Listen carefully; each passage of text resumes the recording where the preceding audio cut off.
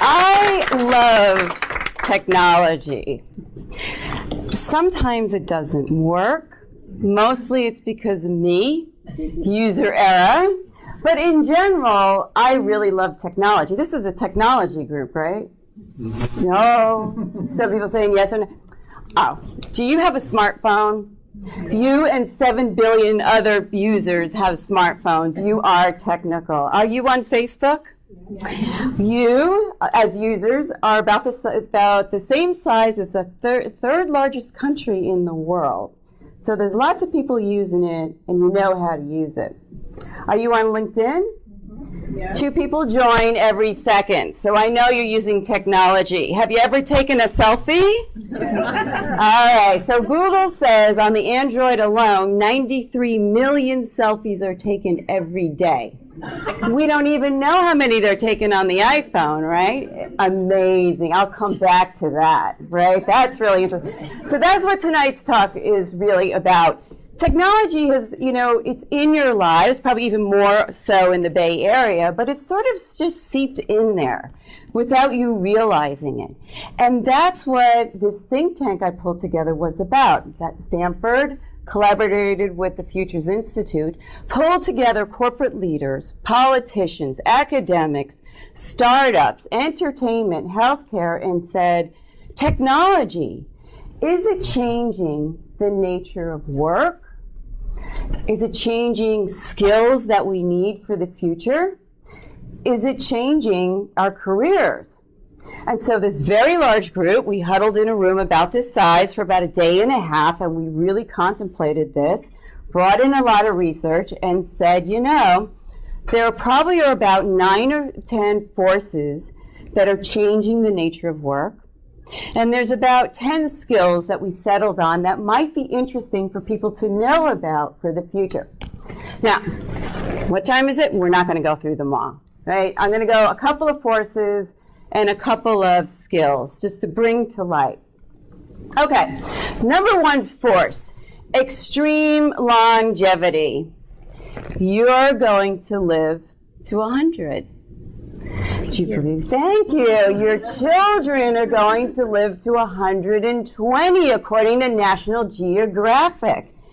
That's a mind-boggling concept. In fact, I went out to 200 leaders and said, what does it mean to you if you're going to live to 100? And most of the leaders said to me, if I'm going to live to 100, I'm going to have to afford to live to 100. And if I'm going to have to afford to live to 100, I'm probably going to have to work until I'm 80. 80? I've been working since I'm 20. That means I'm going to have to work 50, 60, maybe 70 years. My parents did not tell me that's the way it's going to lay out. They told me I'll be working 25 years, maybe 30, one company only. That's mind-boggling. So what do the executives in the room say? Mind-boggling for you as an individual. Yeah, think about running a company. I've got 5 generations in the workforce. Walmart was telling me their oldest employee is 102. 5 or 6 generations in the workforce. Most workforce today have about 3. Well, what kind of challenges does that bring? Well, you have different education backgrounds. You probably have very different expectations. You have different ways you're motivated. You have different ways that you learn. And of course, my favorite is you probably have a different philosophy around technology. Some of you love it. Some of you are confused by it. And some of you just say, no way in heck, right? I am way too seasoned to use technology, right? So it made me think of, I troll YouTube, by the way, so everything you see on here is from YouTube, and you can go trolling. So take it down yourself. This is a great snippet. It's a foreign language, so you're just going to have to watch. It's about a young lady who gave her father, who's a little old, seasoned, an iPad for his birthday, and she said, hey, Dad, what did you think about the great iPad gift that I got you? And he may not quite understand what it is. Let's take a look. Sag mal, Papa, habe ich dich noch gar nicht gefragt. Wie kommst du eigentlich mit dem neuen iPad zurecht, was wir dir zum Geburtstag geschenkt haben? Gut. Mit den ganzen Apps kommst du klar? Was denn für Apps?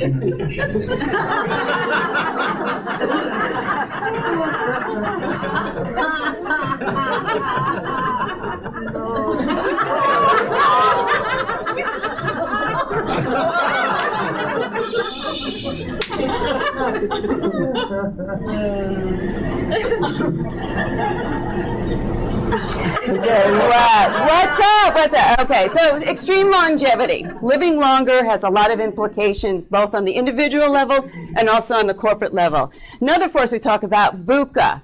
I'm told it's an Army term. Volatile, uncertain, complex, and ambiguous. It's the way you feel in battle, on the battlefield every day. You just don't know what's going to happen. That's what our startups said. That's what our corporate leaders said actually is what it's like to run a business today. It is volatile. You never know when there's going to be a natural disaster that could wipe out a bridge. It could wipe out a building. It is uncertain, right? You don't know terrorism attacks when they're going to occur or where, or a hacking. Or you don't know when that little bitty competitor startup, like Uber or Netflix, right, comes out of Dropbox, comes out of nowhere and eats your lunch.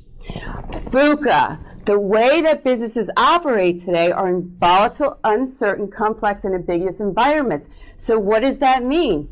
We need leaders. We need employees who can actually thrive and survive and lead in this new kind of environment. Third force, globally connected world and flat world labor. I actually combined two forces here. Let me explain. Do people know eBay? I know it's not doing so well right now, but when eBay came out, I was fascinated with it. I went out, started a storefront. I actually sold things out of my closet, right? Set it up in an hour and took foreign currency on that tool called PayPal. In an hour, I said, oh my God, I became a global business in under an hour. That's amazing, right? On the other side, right, I have a marketplace that I can go do business. Anybody can do business. On the other side, I also use another marketplace. It's called Elance. Elance is actually talent from all over the world. And I go and hire them to do statistics for me, to do video clippings for me, to edit for me, to do all kinds of data crunching for me for about $2 an hour. PhDs, MBAs, very interesting dynamic. All of a sudden, your competition isn't your neighbor anymore. It's not even the person in the next cube. Your competition is the entire world. Very interesting dynamics, right? Both on the individual and on the workforce. eBay, I can become an international business overnight, right? It used to be reserved for just a few. Elance, I can get labor anywhere in the world, which puts a lot of pressure on me as an individual. How do I keep up? How do I keep ahead? As an employer, I love it. Keeps my costs down. It's very exciting to me to have this opportunity. Globally connected world and flat world labor. So then we said, is technology changing work? And I said, we need to step back because there's probably people in the room like myself that were sort of born into a classical world. It's a world where a high school degree or a liberal arts degree was pretty much all you needed to get most of the jobs in the marketplace. In fact, even the firms were sort of all vanilla. As one woman said, yeah, everybody just had to wear a blue suit and you fit in and the cultures were identical. But today, our students and us, we're working in a very technology-based world. A lot more specialization, very different new technologies being invented and reinvented every day. So I said, well, let's just look at something really simple, right? Everybody knows what a car is, right? Cars have changed. Cars have really changed. You now have inexpensive cars like the Nano from India. $2,500. Bugatti, very expensive cars. You can get a custom car, Mini Cooper, colors, all kinds of fancy things delivered to you. You can get an electric car. You can get a natural gas car. And you can now even get an autonomous car. So in fact, cars, those simple vehicles that we used to change the oil ourselves, right? Now that somebody beeps you probably, or a little red light goes off in your car because you can't change your oil anymore. You probably don't even know how to do jumper cables anymore in your car. And the younger people going, what are jumper cables, right? So cars have changed. And cars really have become intelligent mobile devices on wheels. They're so computerized, right? They tell you when you have a security, they tell you when you're going to bump into something. You have a GPS, maybe you can use it, maybe you can't, right? But you have a lot more technology, Bluetooth, right, with your phones. You have a lot more technology in your car. But is it really just about hardware? I would say no. If you look at Google's car, and I'm sure you're seeing them buzzing around, they're certainly buzzing down in Palo Alto and Mountain View, the driverless car, the autonomous car. In fact, Google was saying, you don't need pedals anymore. You don't need steering wheels anymore. And the government is saying, that's too shocking. People would not be able to deal with not having pedals and wheels. And they said, no, the future is really about software. You see, you just have artificial intelligence and GPS and sensors and smart machines that keep learning and learning. In the future, the world would be really all about software. Quite interesting. So then I said, well, if we're getting this technical in our products at work, how do we train people? How do we keep people informed in a very digital world? So BMW said, well, these technical cars actually need very technical training, and we have to figure out how to skill people using technology. And they said, and that's what we're doing. We're using augmented virtual reality and wearable technology to train our workers for the future of cars. And it's quite interesting. They don't even call it white collar anymore or blue collar. They call it gray collar, where the white and blue come together and the overlay of technology makes it gray. I'm going to show you a snippet from BMW and explain to you their training. Turn it up a little bit. Innovative cars, we need innovative service. Okay, so this gentleman is going to put on wearable technology, very much like a Google Glass goggle. This enables him to see augmented virtual reality inside the car, so he can see it almost in like 3D. He can talk and answer to the intelligent software. It's going to tell him what to do. Release 2 screws. The augmented virtual reality through the goggles is allowing him to see how to repair the car.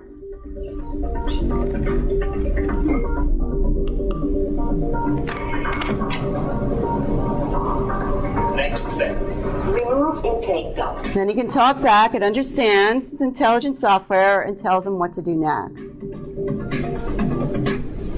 I always like showing this because I always had students who would say, well, I could always be an auto mechanic. And I would say, oh, yeah? Go over to BMW and see if you can be an auto mechanic. So not only is technology changing our products and our services, it's not just about hardware anymore, but we have this whole software world.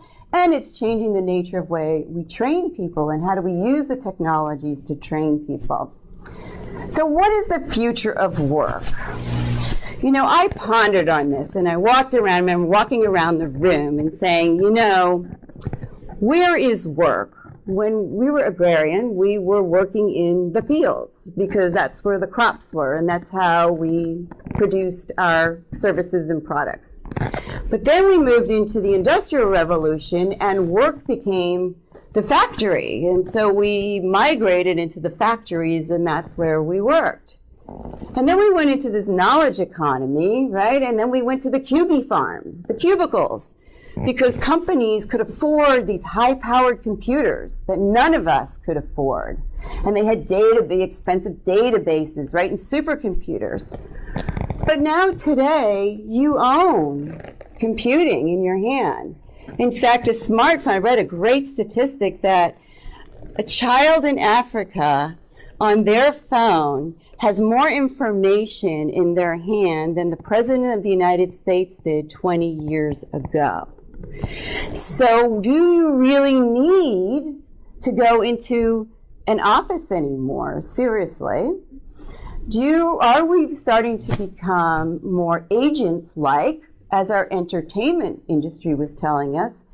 When they produce movies, people aren't on payroll as regular employees. They're measured and employed based on talent, success, experience, and reputation. So are we heading in this direction now that we're untethered from these different work locations? So he said maybe what the future is that we need to start thinking about what kinds of skills we need. So we came up with the 10. I'll go through just a couple.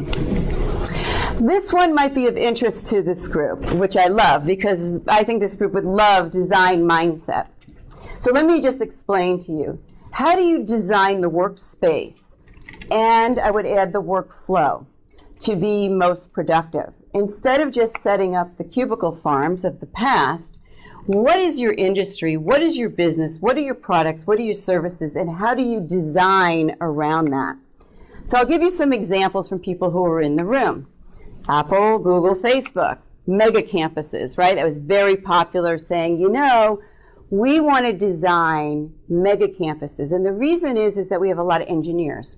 And engineers are interested in collaborating. We want to emulate sort of that university campus feel where people had food, and actually Facebook was saying they envisioned building dorms where people could collaborate in real time in comfortable environments, volleyball, food, entertainment, right? New spaces.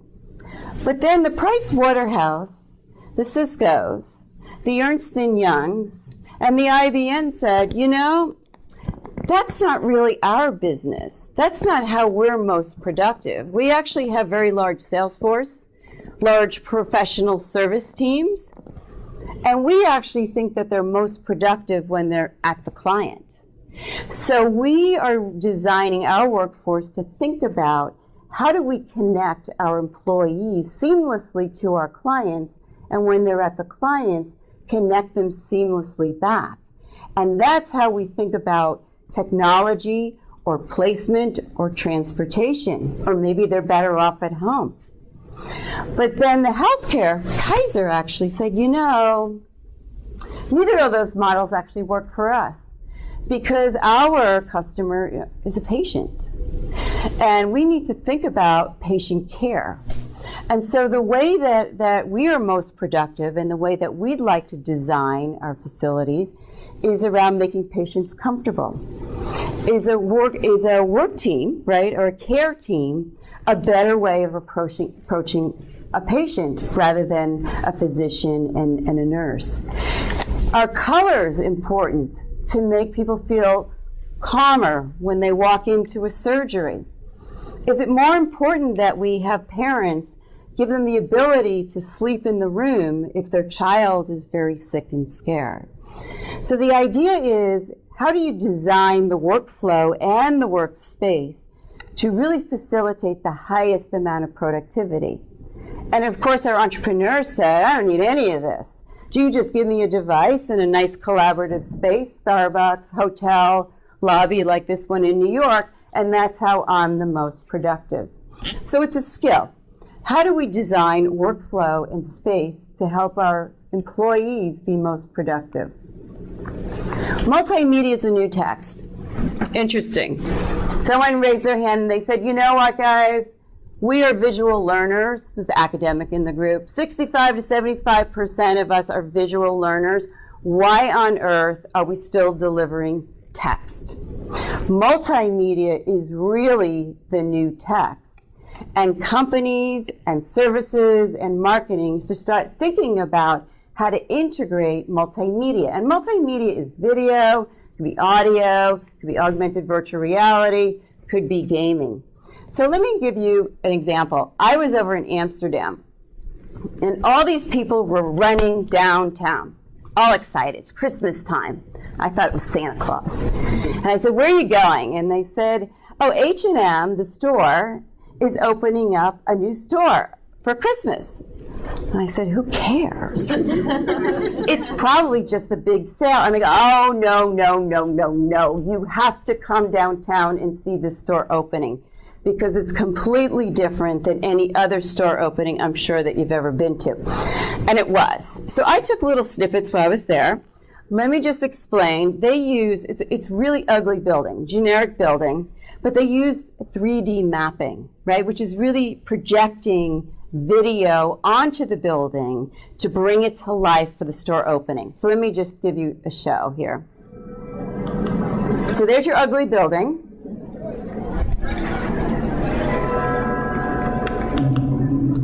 That's the video now on the building. Now it's getting exciting.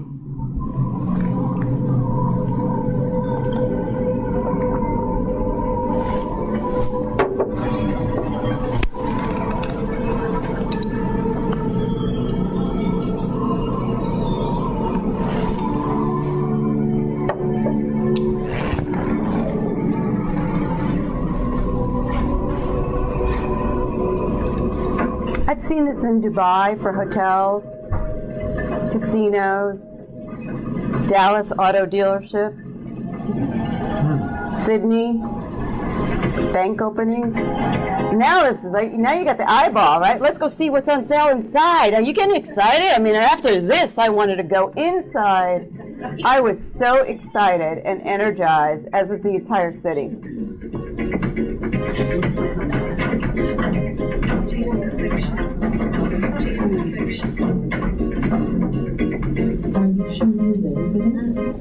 Isn't that good? Actually, it's much longer. I took little snippets.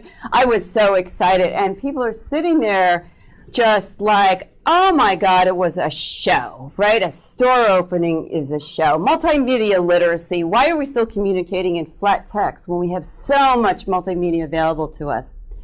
Sense making. I call sense making uber critical thinking. So, how do we make sense of data in this data-enriched world? Let me give you an example. I'll tell you a short story. I'm sure people know Nordstrom. So last July, I get this call from Nordstrom, Palo Alto, where I sometimes shop, customer service. They said, Tracy, we miss you. I said, you miss me? You don't even know me. And they go, oh, yes, Tracy, we know you. We've known you now for about 3 years. We actually know where you shop, what departments you shop in. We know what labels you buy, and we even think we know your favorite salesperson. But we miss you. Because you see, you shop every December and August, because that happens to be when we have our sales. I'm totally exposed now as a bottom fisher at sales. Embarrassing. But you didn't come in last December. So we thought, well, from the way you dress, right, the things you buy, you might be a business person, you might be traveling a lot, you might be with your family for the holidays, but God forbid that you were at Neiman and Marcus, Macy's, or Saks buying competitor goods. So we miss you and we want you back. In fact, we're going to leave for you at the store in Palo Alto here, your favorite department, a $100 gift certificate that you may come in and spend in August, because we really want to make sure you come back. Kind of a creepy phone call. So I actually got off and said, I wonder who I should call. So I called HR, right? That's what everybody does, call IT or HR. So I figured, let's call HR. So I called up Nordstrom HR in Palo Alto and I said, what the heck are you guys doing? They said, Tracy, it's, Silicon Valley, data scientists. We're collecting all this data from credit cards, right? Information, and we're trying to make sense of it. We're trying to make sense of it because we really want to get to know you. We really want to have a relationship with you. And we really want to enhance your shopping experience, i.e., increase sales. Sense making in this world where we have vast amounts of data. How can we develop skills to make sense of it so that it can do something for our business? Cross-cultural competency came up. A lot of us travel a lot. I'm sure you do in your jobs as well. Cross-cultural competency was interesting because we talked not about in the past how learning a couple of key phrases, understanding a little bit about the food was enough to do business overseas. And that reminded me when I was at Apple. They were sending me back and forth to Japan and would say, don't worry, we're exporting. We're exporting the talent. You're going over there to do skills and do business and, yeah, a couple of phrases, you'll be fine, and a little bit about the food, and always know how to say to go to the bathroom, and you'll be fine. And I remember commuting back and forth, not only to Japan, but to Korea and to India, and saying, oh my God, it's not that. It's much, much deeper. You really have to understand so much of the nuances when you travel. So I remember on my way home, you might remember this movie on one of my trips home from Japan. I saw this movie, and it just struck a nerve with me. I'm sure anyone who's traveled internationally probably had that moment where you just realize you really got to understand the business and the culture. I'll just play a little clip that made me feel a little better that I wasn't alone. そしてテーブルの上には3というウイスキーがあります。わかりますね。感情を込めてゆっくりとカメラを見て優しく、そしてあなたの古い友達に会うように言ってください。カサブランカのコーヒーのように君の瞳に乾杯。サントリータイム。He wants you to turn, look in camera. Okay? Turn to camera. Right, did you want me to turn from right or turn from left? 彼の方はもう準備ができてます。それでスタートがかかった時にカメラの方に振り向くときに左から言うかところはいかがなさいましょうかということなんですけれども。どっちだっていいんだよ。寝ないんだからそんなもん時間がないんだよ。奥さん。ね？だからもう早くあなたもうテンション上げてカメラ見てカメラ目線でゆっくりと、ね、パッションカメラ目にはパッションだよ。分かった？with intensity. Isn't everything? It seemed like he said quite a bit more than that. So cross-cultural competency. And we talked about not only is it overseas, but now it's in our workforce. And it's the second concept we talked about was deep diversity. It's really understanding how we can work with people not only of gender differences, cultural differences, age differences. There's a variety of things that we really need to understand. It's more than on the surface. And then we talked about virtual collaboration as another skill, because as I left Apple, actually I started to work for this firm called Cisco System. And Cisco said, yeah, we'll send you overseas, because I was in international manufacturing, but we've got a lot of technology and we do things a little differently. We like to have people virtually collaborate using WebEx or telepresence or some sort of video conferencing. Now you need to develop a whole different set of skills. You need to develop how to lead people virtually and in different cultures. How do you influence people virtually and different cultures? And how do you collaborate with people of different cultures, right, and virtually?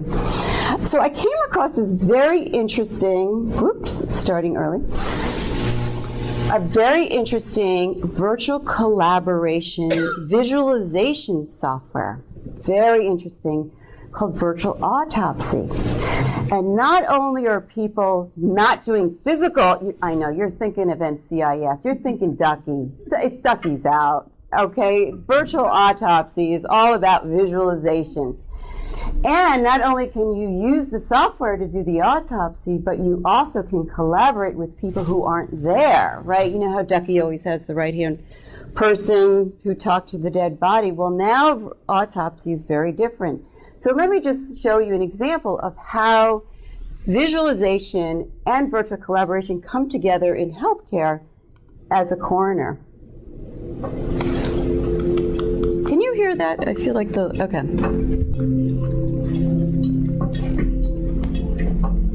This is a short presentation video of the virtual autopsy table, an interactive installation based on cutting-edge research within medical visualization.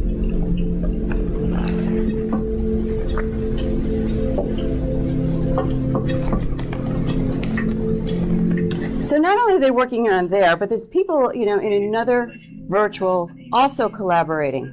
The user can interact with stunning volumetric 3D datasets of real scanned bodies.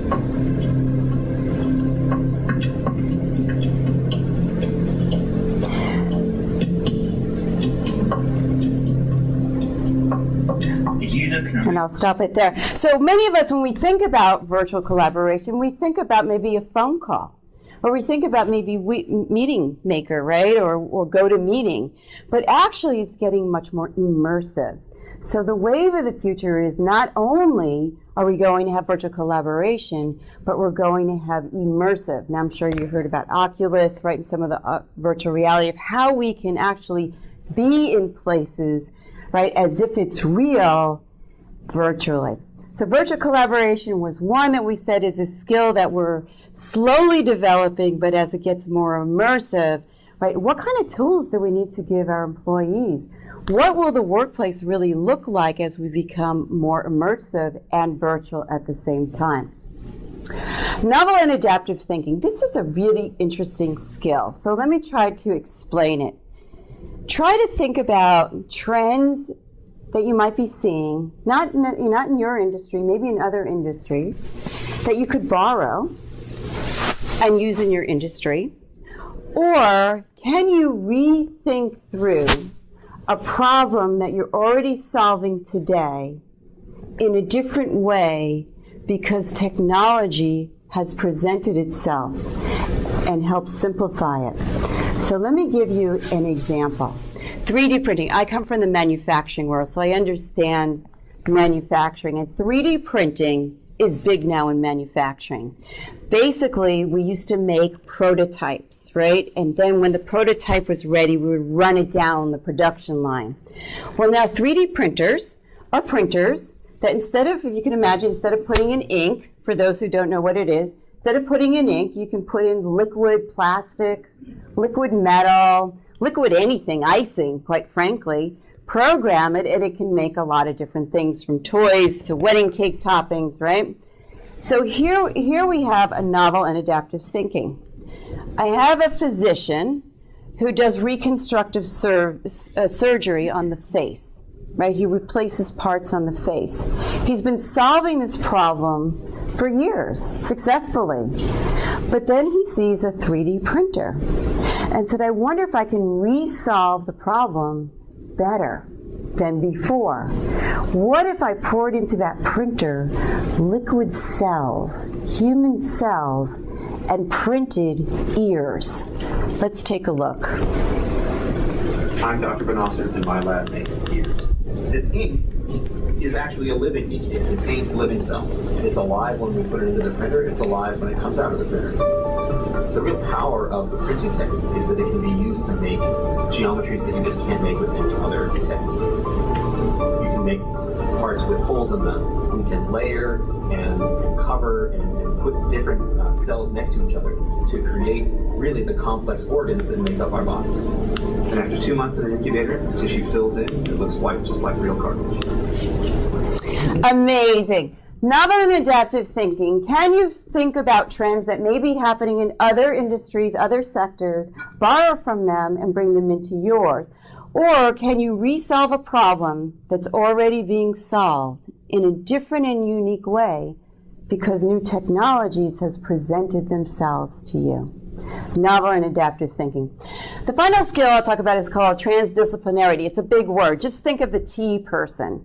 What we agreed was that remember I talked about the liberal arts degree, the high school degree being just enough? We said it's really just not enough anymore. It's good.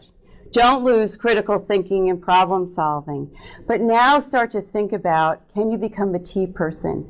Breadth and depth. And I would suggest an overlay of technology. T people. So I'll just touch a little bit on the future of you, right? Because I think it's important with all this swirling around. And let's just go back to our selfie. My question to you, is it time to take a career selfie? If people are taking 93 million selfies on just Androids alone every day, something is wrong with this picture. Really wrong. Something is way out of focus. And in fact, what I try to do was to see how much time do we spend doing other things, such as career planning. And the only statistic I could find, which by the way are college students 1 year after graduation when they're most desperate for jobs, spend about an hour and a half a year on career planning. I couldn't find any numbers for anybody else but them. And by the way, they sleep around 2,800 hours a year. So then I said, well, what are we doing as adults? Well, let's see, we're buying cars, we're planning vacations, we're buying houses, we're planning weddings. That was a big one. We're doing all kinds of things. Oh, eating and drinking, leisure. We're doing everything but preparing for our careers. So I said something's really out of focus. So what is happening in the United States anyway? Anything I should pay attention to?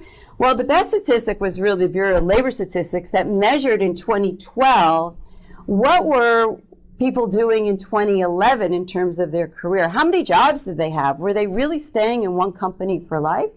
And they found actually no. Boomers at that time were already gone through about 11 jobs in their careers. They couldn't even project for younger people because they don't even know what a career is anymore. How do you measure the length of a career? So they kind of said, well, young people are going to have 6 or 7 careers. So it isn't going to be that one stop anymore. It makes sense. You live into 100, live into 120. You got a lot of years ahead of you. And we've got an increase of part-time workers, freelance workers. In fact, projections are, Intuit study said by 2020, 40% of us will be freelancing, project work, or have portfolio careers where we make a living off of a lot of different stops and starts and projects. And by the way, as Forbes said, 22 million of us are actually self-employed in 2013, and that will continue to grow. So I say, well, really, the corporation is a stop. It's not a destination anymore. It might be a 20-year stop, because let's face it, you're going to be working 50, 60 years. You might have a 20-year stop, and then a 10-year stop, and a 5-year stop, and a 2-year stop, and you might have a lot of different careers.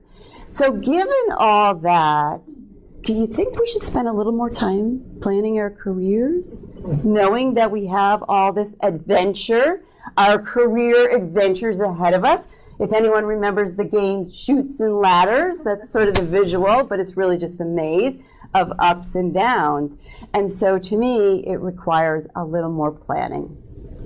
I encourage people to do personal business plans for themselves, life plans. And the tool that I used was one that was taught to me when I was very young by some executives. Nothing fancy, and I encourage it. Make one sheet of paper, across the top, put your age in decades, right? And go all the way up, please, to 100 or 120.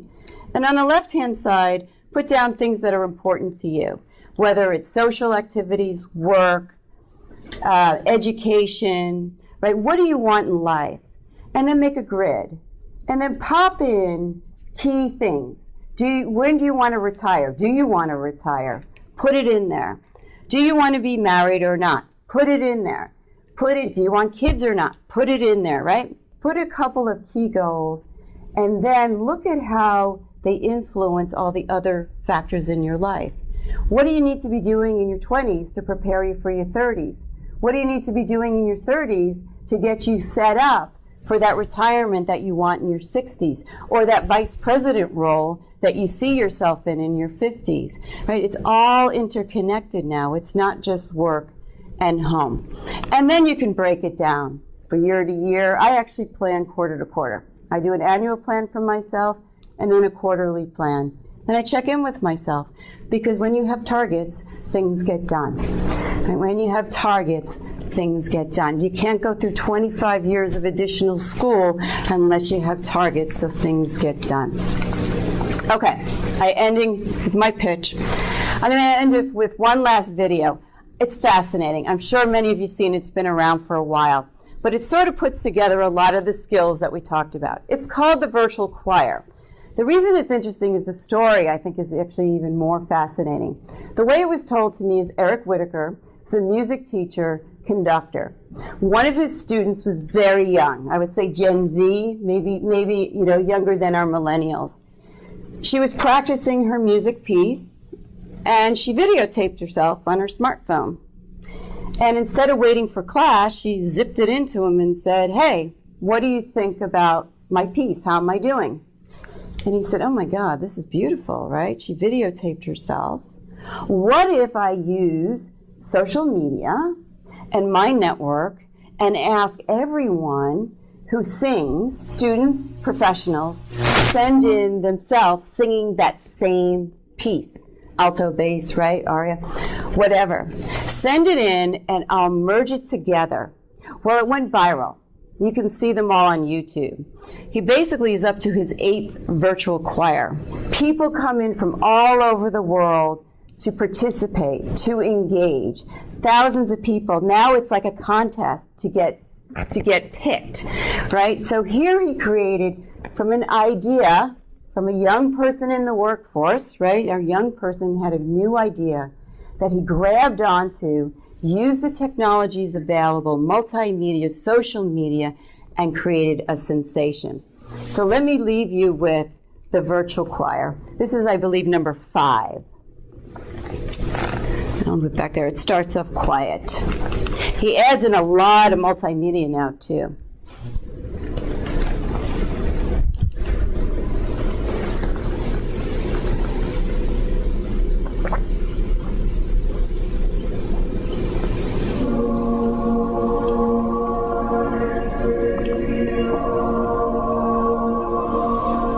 So these are all the people who sent in their videos.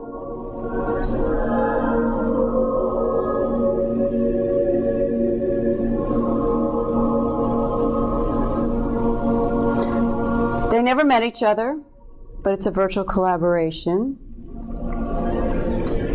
Novel and adaptive thinking, using technology in a very different way.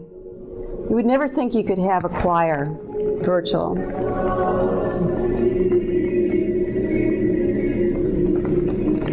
Multimedia, multiple generations.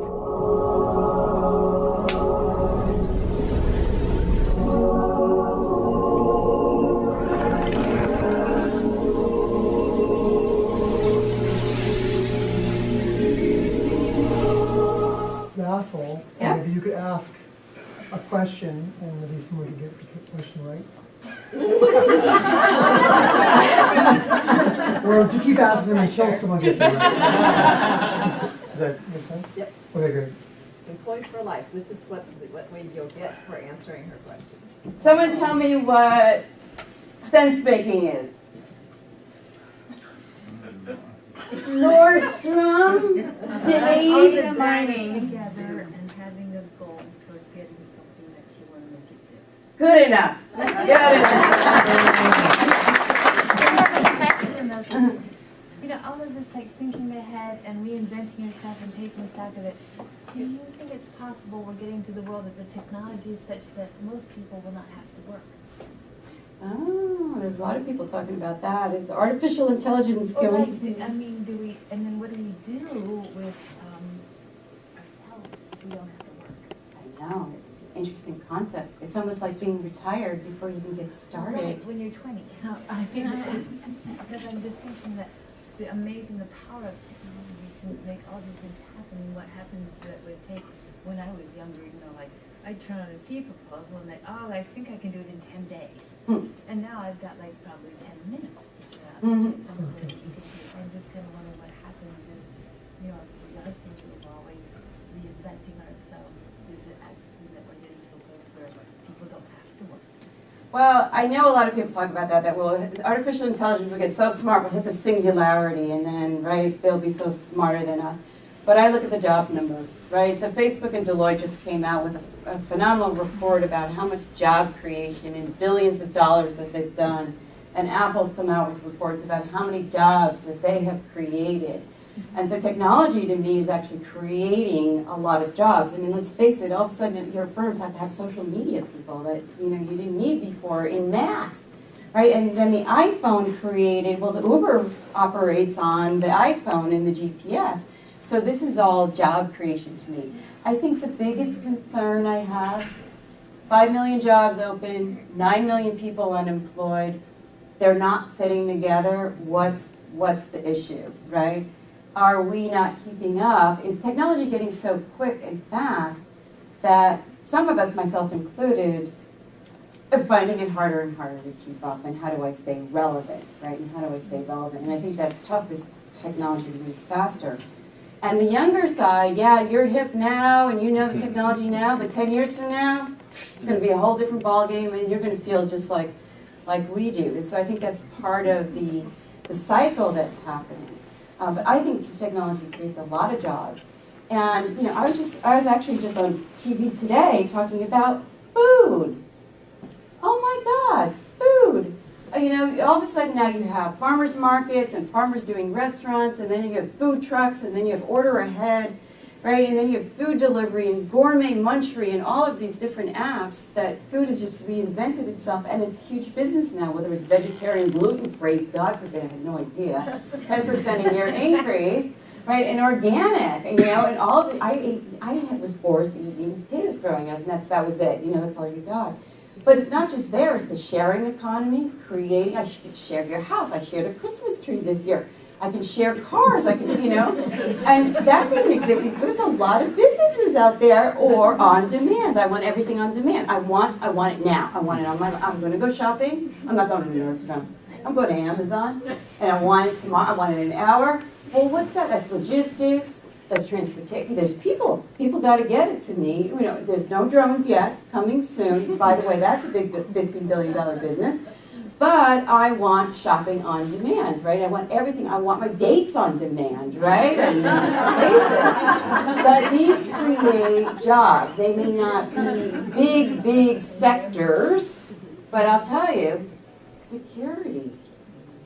I think it's a safe bet for a sector. When you think about terrorism, hacking, and physical protection, enormous, right, opportunities. It's moving 12 times faster than the job market just for security jobs, just because it's here, and it didn't exist years ago, right? So I think technology is facilitating a lot of job growth. It's just mapping to it. What can we do? Good question. Other question? I went off on my little... How are our universities keeping up? They're still being taught by us seasoned folks. Seasoned folks. Well, actually, there's a lot of people teaching. We're in season. We're in season. No, actually, it varies. It just varies, and each university is dealing with it in different ways. In some cases, I was just talking to a gentleman who was telling me that in Toyota is setting up their own universities because they're sick and tired of the output from high school and college, and they want to develop people. Cisco always had the Network Academy. Some colleges, community colleges, are, you know, they tell there's, you know, lines out the door because of the demand is so high. So I think it just depends on what they're offering and how they're delivering it, if it's stimulating or not. And then, of course, there's all the free, you know, Coursera and Udacity. And there's a lot more available. Code Academy, you know, so there's a lot. But yes. Do you think the corporation and the form and the scale that they exist today are going to continue to be? I don't know. You know, I was sort of looking at the IBM numbers.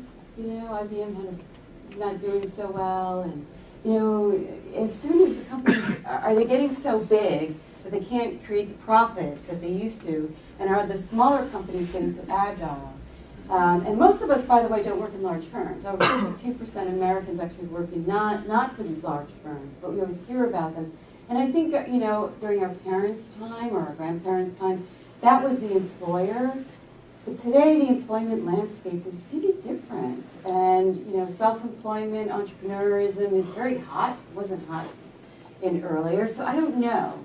I mean, Google's enormous and big successful, but it started off as, you know, really small. So a lot of people say, look at the fastest growing companies, because they're the ones that have the most employment opportunities. So, interesting question. I think people look a little droopy. Very droopy.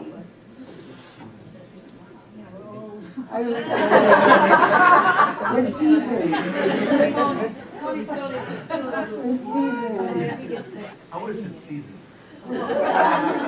Well, I see people getting tired, but I'll be around, and I want to thank you for your time, and really appreciate your attention after work, because I know that's really hard to do. But thank you.